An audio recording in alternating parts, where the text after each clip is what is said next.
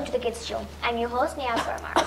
Starting today, for Muharram, we're going to focus on topics related to this month, mostly about the lessons learned from Karbala. Today, we'll be discussing hijab with two guests, Sister Sayeda Master and Sister Mubaraka Dhansi. Sister Mubaraka, what are your thoughts on hijab? What do you think is hijab? I feel hijab is much more than a physical covering of your body. I think hijab is the pride of a woman, her dignity. It's a symbol of her faith. It's a symbol of her faith. It shows who she is. Like when we go on the roads, we all know that a lady covering herself up modestly is a Muslim. So it shows who she is, her identity, that is Islam. Sayeda, do you have anything to add to that? As Mubaraka said, it's obviously beyond the hair covering, the wearing socks, covering your wrists. It's an attitude itself, the attitude of modesty. Because it's also mentioned in the Holy Quran that to lower the gaze and stay modest, which also states that there is no gender in hijab, both genders have to do hijab, the men and the women. Which proves Islamic equality. Okay, so is hijab only limited to Islam, or is there hijab in other religions as well? Obviously not, because hijab is a universal attire.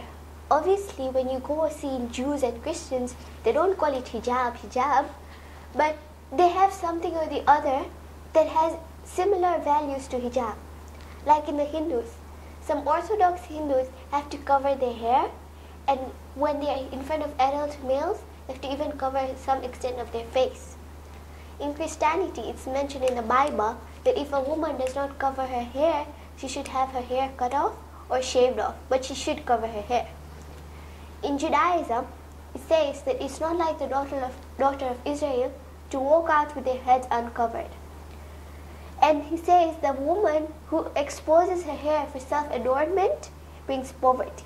Again, in the Torah, in the story of Prophet Musa, all respected women are addressed as being covered, their heads being covered.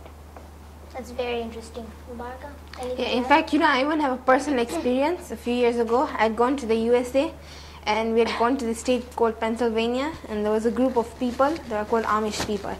And the women there had their body covered, like their hands were covered to their wrists, and even their legs were fully covered. And in fact, the hair even was covered, the neck was showing, but it was very modest. It was just not the women, even the little girls were modestly dressed up. Okay, so till now we know that the responsibility of wearing hijab is important, is really big. Because as soon as someone sees you wearing your hijab, he or she will know that you are a Muslim. So hijab is a Muslim's identity. So you're thus representing yourself as a Muslim woman. Not only like for yourself, but for all the Muslim women in the world. And a girl who wears hijab is known as muhajiba. And okay, fine. Not only is hijab limited to the religion, to people, it's also the creations of Allah are also included. For example, the pea and the orange, they have their hijab. As well as the pomegranate and the banana and the coconut. Even if you see, if there's a lollipop and, this is an example that shows that hijab is important and it protects you. Like if there's a lollipop which is nicely wrapped up, we would all prefer to choose that rather than taking a lollipop which has been lying around without any wrapper. It has all kind of things sticked around it. So this proves that hijab protects a woman from all the harm around. That's very true. So, did you know that there are many benefits of wearing hijab? Yeah, we had also researched on it, and we've come that the best attire is the hijab, because medical tests prove that 40 to 60% of body heat comes from the head. And what is proved that those who cover their heads in the winter, 50% of the heat is lost than those who don't wear hijab. And even, if you notice in many restaurants and other occupations, people mostly cover their hair and like they normally their head is covered, or at least like the rest of the body is covered to keep them away from different kinds of things. But we are really lucky, in Islam it's like an inbuilt thing, so we don't need to go one step in front to make sure everything is covered. We as women, we are already lucky that we are already doing this, so we are always protected. Very true. Do you have any examples of people who do wear this? Yeah, like if you see restaurant, fast food places, even the many women wear the niqab, and you see when like normally there are diseases around, normally people always cover. Nurses, yeah, they always cover their faces.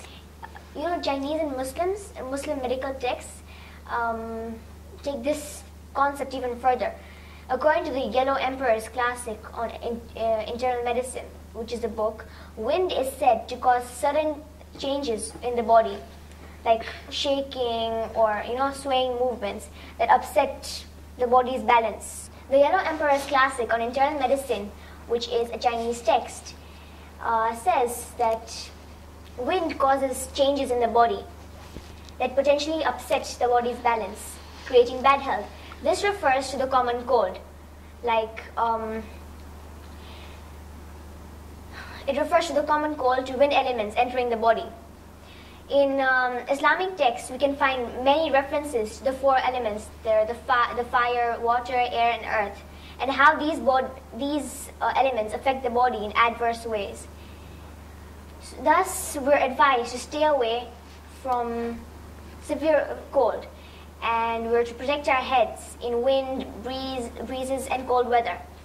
Thus, all outdoor workers should wear some sort of head covering, as you mentioned. Most workers do wear. Yeah, I would like to add on to what you said. It's not just like the physical body that gets harmed, but even if you go to see, a woman has beauty. So the media really misuses the beauty. If you've heard nowadays, they take pictures of women and make wrong things out of it. But if you see, because the women expose themselves. But if a woman is covered properly, then she is protected even from the media. Yeah, and even being covered does not limit Muslims. Muslims are free people. They have right to do things. Yeah, I agree. Taking an example of Bibi Fatima, when she went in the court to fight for Fadak, and it's Muharram, and we're talking about Bibi Zainab alayhi salam, who took the courage to go in front of the court of Yazid and fight for her freedom. Yeah. Hijab does not limit us. And even when she was in the court of Yazid, she maintained her hijab perfectly. Not just the physical hijab, but even when she was speaking, her voice's hijab was protected, because when she spoke, the people thought that Imam Ali was speaking. So even her voice hijab was like secured, you saw? And even it doesn't limit us in today's world. Even if we're talking about Bibi Fatima and Bibi Zainab 1,400 years ago, but it doesn't even limit us. Like this year's Olympics, I noticed a couple of women who are in hijab doing the sports. Very true. Even the Iranian army, there are a few ladies even in the army who can, they can't do what the men do because their capacity is different, but they are capable of being in an army and they perfectly maintain their hijab. So it's really true that hijab does not limit us at all. Even being authors, like it is said that obviously media changes the views of Muslims, but when we go and see that we should not be afraid of the media. We should show them that we can do it.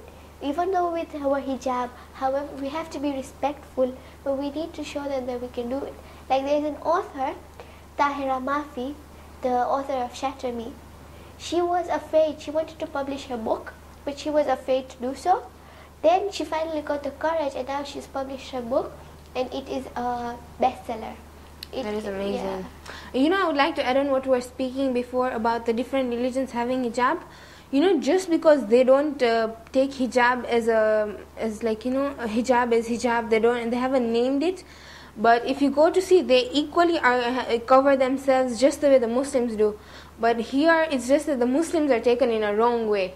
But they're doing exactly what we are doing, except that ours is like much more protected, you saw? Yeah, it's much more ruled. Yeah. That is very true. So, do you have anything to add on how hijab is related to the event of Karbala? Yes, there are lots of places in the event of Karbala that hijab was maintained. You can see, first of all, there were so many women that accompanied in Imam Hussein to Karbala. That proves that even, and they maintained the hijab. That proves that it doesn't mean if she's a woman and she wears hijab, she cannot fight for Islam. You can see Bibi Zainab, she was like one of the major roles in Karbala who fought for Islam, and it's because of her we are here today. So hijab did not come on her way at all, yet she maintained it properly. Yeah, another thing I'd like to add is that on Jalum, the Arba'in, when they went back to Karbala, Bibi Zainab wanted to cry for her brother. At that time, the companion Jabir ibn Abdullah Ansari was present. And he was a blind man, but still she asked him, please, can you move so I want to cry for my brother? This shows that how much respect does she have for hijab. Her hijab is valued so much that she is afraid for a blind man who cannot see to see her. It's very true. Okay. Now, there's this poem that I found. It goes like, you look at me and call me oppressed simply because of the way I'm dressed. You know me not for what's inside. You judge the clothing I wear with pride. My body is not for your eyes to hold. You must speak to my mind, not my feminine mold. I am an individual. I'm no man's slave. It's Allah's pleasure that I only crave. I have a voice, so I will be heard, for in my heart I carry His word. O ye women, wrap your cloak, so you won't be bothered by ignorant folk.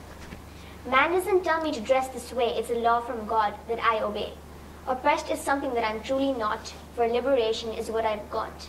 It was given to me many years ago, with the right to prosper, the right to grow. I can climb mountains or cross trees, expand my mind in all degrees. For God Himself gave us liberty when He sent Islam to you and me. That is a very nice poem. Yeah, it truly proves that hijab doesn't limit a woman to just sit at home. Yeah. She can do anything. She can prove herself. You know, even during the Iranian Revolution, women played a really big role in that, and yet they had maintained their hijab, and that did not stop them from playing a role in the revolution and helping out. Like the wife of Imam Khomeini alayhi salam. Yes. You know, even I have a small extract from a poem which I found it really has a meaning of hijab. It says, this beauty that I have is just a simple part of me. This body that I have, no stranger has the right to see. These long clothes, the shawl I wear, ensures my modesty. Faith is more essential than fashion, wouldn't you agree? Yeah, I do agree. Yes, sir? And also, because most media think that Muslims are oppressed. Women are oppressed because they have a headscarf. And what we should tell them, we're not covering our brain. We have brains and we should do it. We should show them that we can do it. Whatever we are, we should become that, and we should. Because I have a quote that is said by, it's a non-Muslim quote, but be yourself, above all, let who you are, what you believe in, shine through every sentence you write, every piece you finish. So being hijabi is not limited. It's true. Being hijabi is a different world. Excellent. So, should we wrap it up? Yeah. Okay. So, okay. Do you have any message to the viewers on hijab? Well, I would like to say, first of all, Let us start. Okay, Sayeda, would you like to start? My sister. So let us start. She's older. Okay, Mubaraka, you need... Okay, I'll start. Okay. My message is that the most beloved of Allah in all His creation is the Muslim girl who wears her hijab. She knows it's a gift from Allah and that it will protect her from harm and mischief. She wears it knowing that it will give her her dignity, her beauty and respect. Hijab is really precious. All I would like to say is hijab is you can take an example of a pearl. we won't, not a pearl, even if your own jewelry and all your precious things, you don't just leave them lying around here and there. We always keep it in a sacred place, covered up, so it's protected and no harm can reach it. So similarly, there's a pearl. Pearl is deep inside the sea, protected in its That's my story. protected in its shell, and it's no harm can reach it. So the way Allah has protected the pearl, He even protects women because it's the best. It's like His most important creation, and I think so. We should maintain our hijab. Okay, so after our discussion, we realized that hijab is very important because it's our pride, our identity. And obviously it's difficult to go on the road and pick who is Christian, who is Jews. It's easy to pick who is Muslim, and we need to maintain it that way. I think we should all be really proud of who we are, and our hijab should be like, it's like something that we should all be proud of. And you can take an example that if we have precious things, jewelry or anything, we never leave it lying around here and there. We always keep it sacred, nicely in a secret place or covered up nicely. Similarly, we are really precious to Allah, so He would like all His women to be covered up, and they shouldn't be open for everyone to see. Excellent message. Okay, so thank you Sayada, thank you Mubaraka. I hope you come again.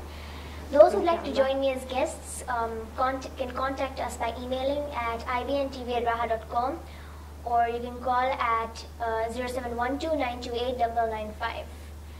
Now for a short story for our viewers. One day, a brilliantly beautiful and fragrant flower with attractive colors met a pearl that lived far in the bottom of the sea and has none of these characteristics. Both got acquainted with each other. The flower said, "Our family is large. Roses and daisies are members, and there are many other species that are various and countless. Each has a distinctive scent and appearance." Suddenly, a tinge of distress appeared on the flower. "Nothing accounts for sorrow in your talk, so why are you depressed?" the pearl asked. "Human beings deal with us carelessly. They slight us. They don't grow us for our sake, but to get pleasure from our fragrance and beautiful appearance.